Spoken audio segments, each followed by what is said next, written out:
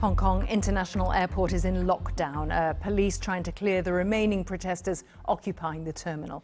The Chinese authorities have called the current situation the most serious political crisis in decades, and they say that the first signs of terrorism are emerging. Well, they've again backed the Hong Kong police after a weekend of protest ended with these images of officers storming a railway station, using batons, firing tear gas. Very dramatic images there.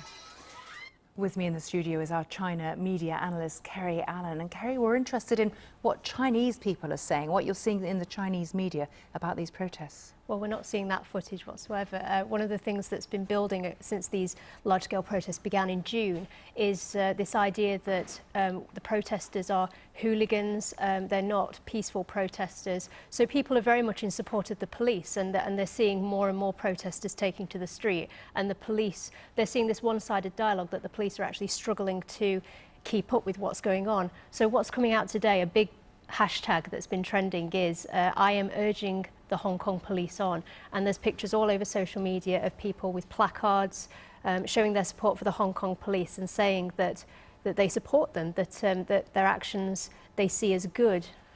And the government, I mean, the kind of language they're using, as you say, is starting to change. This word terrorism is coming in. Absolutely, yes. I mean, it was hooliganism a month ago, and now it's saying that it escalated to mob in the last couple of weeks, and now it's literally in main broadcasters today, like CCTV, we're seeing language saying that this has colours of terrorism. They're saying that these protests are continuously illegal and they're violent, and it's building up this fear for people in mainland China about what's going on in Hong Kong and why things aren't settling down. Fear on both sides, I suppose. Fear of what's seen as violence and possibly terror from a mainland point of view.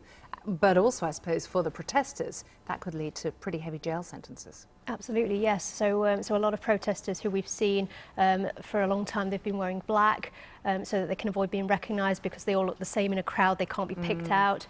People are avoiding paying at subways with their credit cards, for example, so they can't be traced. So there are means that people are using so that they can't be identified, because they could face up to 10 years in prison if they're implicated in these protests.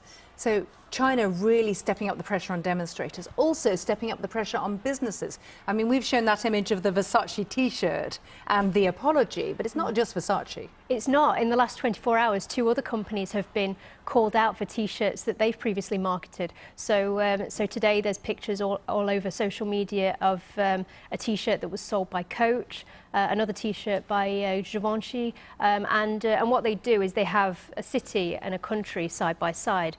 So, for example, London, UK, Madrid, Spain, but with the exception of Hong Kong, which just says either Hong Kong or Hong Kong, Hong Kong. And these are going out on social media. A lot of big celebrities who are tied to these brands are terminating their contracts, and social media users are saying that, well, if they could afford these brands, they would boycott them. But they're saying that these companies should exit the Chinese market because they don't recognise national sovereignty. So there's a battle on the streets and hearts and minds. Kerry Allen, thank you very much. Good to see you.